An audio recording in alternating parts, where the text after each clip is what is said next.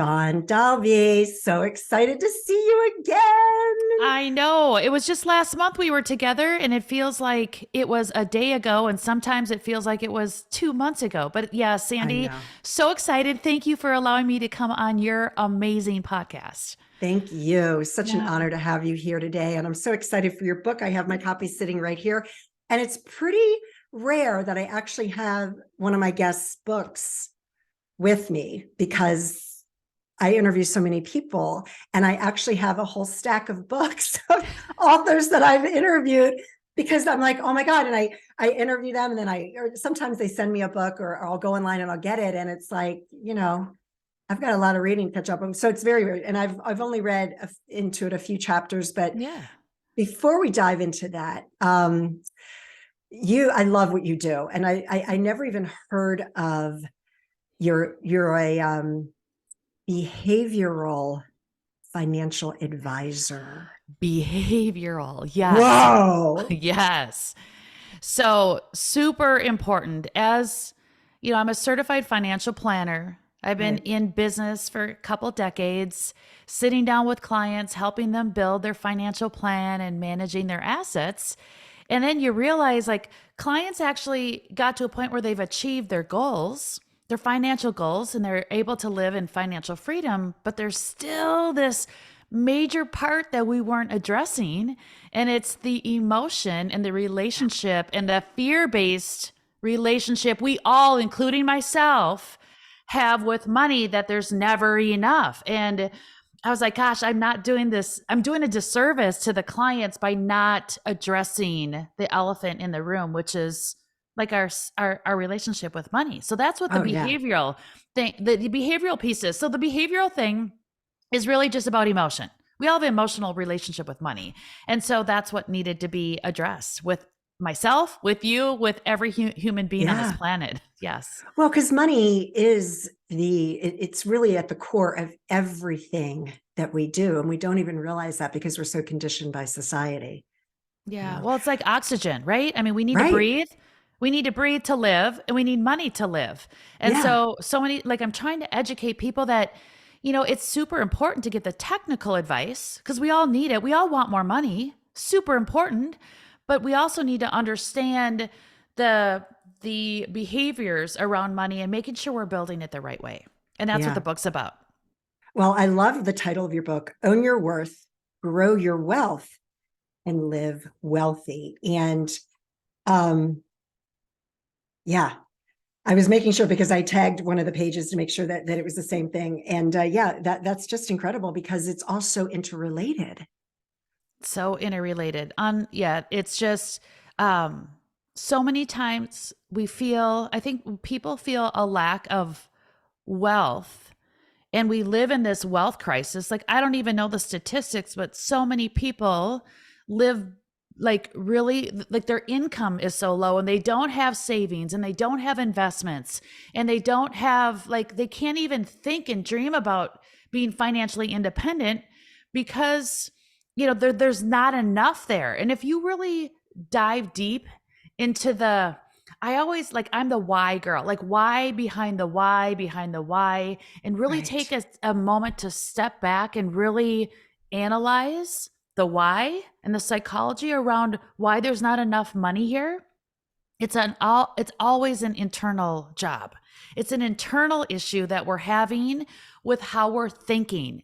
And so if my job in this world before I die is to inspire over 1 million people to think differently about how they can have the money in their life and how they can actually become a millionaire.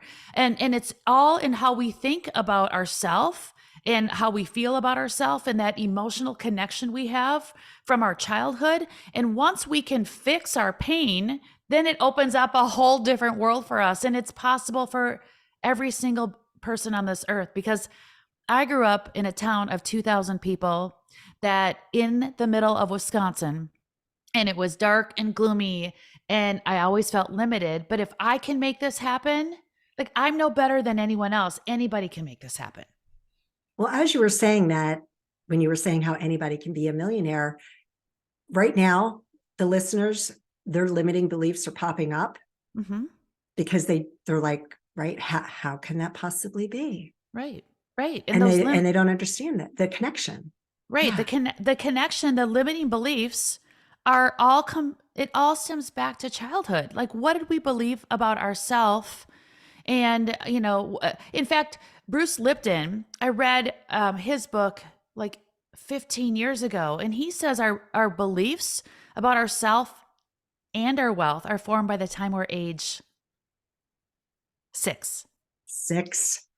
Wow. 6. So what you barely know how to tie your shoe and talk at age 6, but we've already formed our beliefs, and those beliefs are from our parents, and their beliefs are from their parents, and so we need to rewire our brains. So if there are listeners out there, we all have limiting beliefs. I do too, but it's all about understanding the why behind the why we have them, and then that gives you the power to fix them. I love it. That is so Mhm. powerful. So we're going to dive more into a lot of your talking points. I love all these talking points, and I wish we had time to talk about all of them, but I'm going to pick out a couple. Yeah. I was reading the first chapter of your book, and whew, I know. We have that connection, don't we? yeah, Yeah. yeah. And I take care of my mom right now, and I had all these issues come up today, as a matter of fact. So I can't even imagine what you went through. Do you want to just tell the audience a little bit about that? Yeah, Because absolutely. I couldn't even talk. I can't even talk about it because it's It's so dear to your heart, and it's dear to everybody's heart. My mother was an alcoholic because of her childhood. If you look at any addiction, it's all because of, who wasn't there for these young kids. Like when my mom was a child, and how her parents weren't there for her. And so she suffered her entire life um from numbing her pain because she didn't love herself enough, which is so sad. And it just became this toxic relationship that I even had with her because she had a toxic relationship with herself. And so I loved my mom, she loved me more than anything. Like, I had so many amazing experiences with her, but literally, I was moving to Arizona 4.5 years ago. Actually, it's coming up on 5 now, where my husband and my 2 teenage daughters, we decided to move from Minnesota to Arizona because we just needed to get away from the depressing clouds, and knew no one in Arizona except the sun. We're like, hey, this is really cool. Like, we want to live our next half of our life it vibrant, like in just this vibrant location. And so we moved here, and my mother decided that she wanted to start her last part of her life. She was 73, and she wanted to move with us, and she came to Arizona, and we were going to move her. It was a Saturday. She came in on a Friday. We went out to dinner, and we were going to move her to her new condo the next day, and we found her slumped over dead in our rental home. And like, she was gone like that on a day that she was moving to her new place to start her new life. And again, I just was like, well, what happened? And she was an alcoholic, a hidden alcoholic. Like, she hid her drinking still because it wasn't, she wouldn't drink in front of us anymore because we knew that we weren't going to allow that to happen. But, when I started peeling back what really killed her, it was her worth. It was her lack of worth, and which gave her no wealth, and her lack of, the alcohol numbed her pain.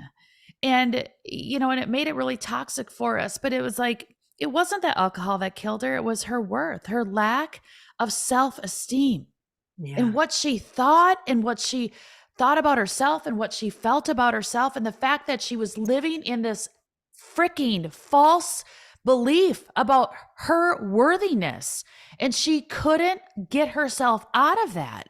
And I'm like, oh my god. So she was 73, but that's what killed her, not the alcohol. That was a Band-Aid.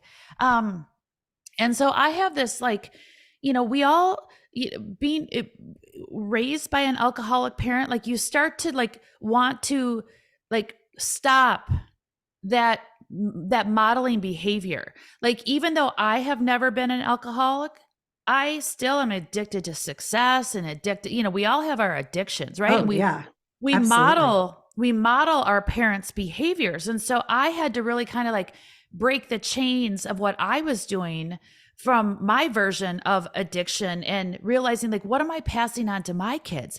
I'm not passing on, like, I'm not a big drinker, but I remember my daughter coming to me like, Mom, why are you working so hard? Why are you working Right. so much? And I'm like, well, I have to pay the bills. And I was like, uh-oh, this girl is modeling mama's behavior in just a different way. And so I have this really strong passion in my life to make sure that we're understanding our worth and being aware of who we truly are and not allowing this fear and anxiety to rule our behaviors. Mm, that is so powerful because you're right. And sometimes it was funny. I was on a friend of mine's podcast, and in my early 20s, I was addicted to cocaine. Mm-hmm. And then we were talking, I'm like, yeah, now I'm a self-help junkie. And he was like, you went from being one type of junkie to another type of a junkie. And I was like, oh my God, you're right. Yeah. I'm like, but at least it's a positive one, It's a Like, positive one. And that's okay. yeah, We're born with personalities. Sandee, your personality and my personality, like we have a lot of energy, right? And we just yeah, like my core value is excitement and achievement. Like God gave me that gift. So that's right. I just need to use it in a positive way now and Right. not be shy to be like, we all like I suffer with anxiety. Like it's so hard for me to get on an airplane. I still after not getting on an airplane made me become a financial advisor because I'm like, I don't have to travel and I can make a lot of money, and then I was like, after 23 years of doing that, I'm like, but I need to get on an airplane because I have a gift to empower so many more people than just that one-on-one. So I was letting fear still grip my life. And I'm like, okay, then how do we deal with this fear and anxiety? And how do I help other people deal with that? Because we are like, you being addicted to cocaine was just your own fear, right? You're just Yeah. Mhm. avoiding life. And that was soothing you. And then you just realize, well, I need a positive soothe because Right. cocaine is just going to take you down the wrong path. That's right. But we have to be real and authentic about this because we're all human beings. Like we all suffer with stuff. It's how we Right. deal with the shit storms in life. How do we Yep. deal with that? Are we going to go left or are we going to go right? And that's what makes us it's really the difference because we all have the same coping mechanisms and we need support and help. We all do. Yeah. Oh my gosh. So incredible.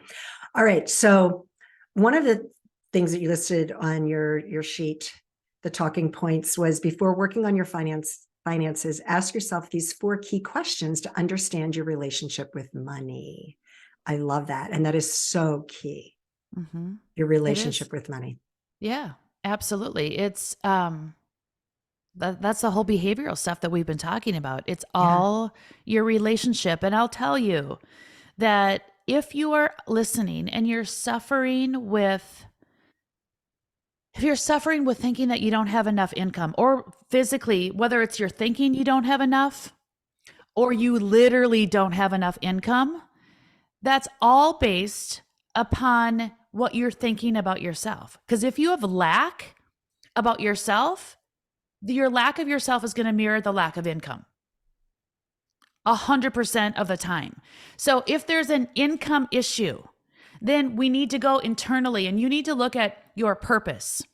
You need to look at your strengths and making sure you're earning an income in relation to your strengths.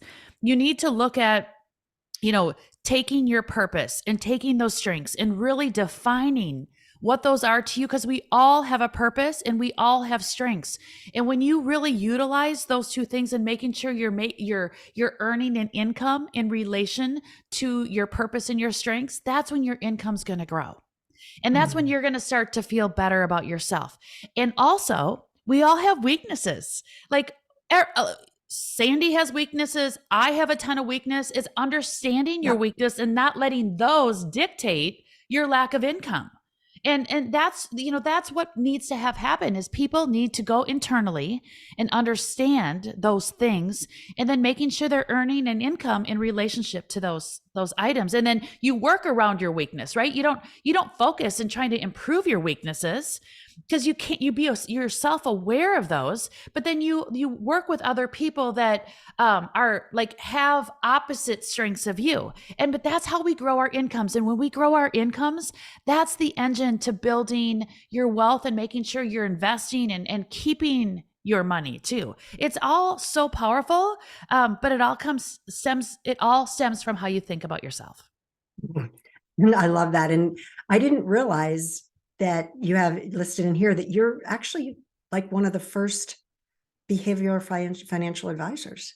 You're right. I am the first one, because I realized after sitting in tens of thousands of client meetings that our clients deserve this type of advice. They deserve to learn the technical aspects, which is the certified financial planner and I'm a fiduciary. So it's like, I have to give my clients the best advice for them, which is so important, but we're doing a disservice to the rest of the population and to even my own clients. Like, you got to talk about the behavior stuff too, because I've had clients like literally build their portfolios to millions of dollars. And they're like, I'm still going to Trader Joe's to buy my $2 Chuck wine. And I'm like, why? Because they think they're going to run out of money and not have enough. And so it's the psychology and the technical advice together. So that's why the behavioral stuff is so important. I love it. I think that's really, really incredible. Okay. So the last thing I want you to talk about is, you say here, define the connection between your brain and your bank account. So what are the 3 ways to cultivate a positive financial mindset based on your expertise? So the 3 ways you do that is you go through this process, which we've been talking about already, is really owning all that is you. We talked about your purpose, your core values. Well, we talked about your purpose and your strengths and your weaknesses. You also have to really understand your core values. Like, what we all throw around the word core values, but really understanding your top 5 core values and then building your life plan on how you spend your time and your money around your core values. So that is super important. And understanding, your goals on top of that, which we all talk about as well. But the first step is really owning all that is you. And that's what the book talks about in the first third of the book. The next part of really understanding is the earn it section, which is earning the right to have more income and earning the right to have a better outcome, which is so important. You think, it's these opposite but interconnected forces. So really it's the personal development. Like you said, you're a personal development junkie. That's the earn it section of this book, where you really, if you want a better life, you want more money, you want to live life at the next level, it's all in how you respond to the challenges in life. And that's why I call this section of the book Earn It, because it takes energy, and it's earning. Like, we have to earn it. It takes a different mindset. It takes a different reaction to life, because we all deal with the storms. It's how we react to the storms, which are so powerful. And that's what really defines our success in life. And then the grow it section is really about, and that's the third step, which is really about creating your financial plan. Like, you need the technical advice too. You need to understand how to have a balanced spending plan so you can still live for today. We want everyone to still live for today and not give up today. Life's important. Our time today is important, but you can actually still live for today and plan and save for tomorrow if you do it the right way. And you do that through minimizing your taxes, minimizing your investment fees, and maximizing your investment performance. And so Grow It is teaching people really those aspects. Like, how are you able to live for today and plan for tomorrow by getting that technical advice of minimizing your taxes and maximizing your investments? This is such good stuff. And to all the listeners out there, you've got to get a copy of this book. This is kind of like a Bible, right? Like really, like this is like your roadmap. It is a roadmap, and we designed the book. Like, there's so much detail I could have put in the book. And my stepmother, not my mother, but my stepmother, who's a Who's writer. an amazing woman. I love her so much. Did you meet her? Yeah, she's a fantastic. I spent time with her. Your father, like your whole Yes. family was at the conference, and yeah, you just have such a wonderful support group. Yeah. Yes, but she really helped me write it, and has counseled me for 30 years on the personal development, because she was a counselor before she retired. But she was really instrumental in this book. And what we did is we designed this book so it can be not a textbook, the how-to, because it would put people to sleep, but really like it's almost like a workbook. So you're going to get this book, and you're going to like literally grab your pen or your pencil or your Sharpie, and you're going to write, you're going to do these exercises, because it's not just about reading and going, oh, that made me think differently. No, it's about literally going through the exercises and taking them and applying them to your life. So it is a book that you will have with you for a long, long time and keep referring back to. Yeah. And I encourage everybody to really do that work and use, write it out, because when you're writing things out, as a reminder to everybody, you're using more of your senses, and it's going to really instill within your brain. It's going to help rewire the way you're thinking. And it's truly magical. So it is. And here it is. So, I always joke about, the spelling it differently, like live wealthy.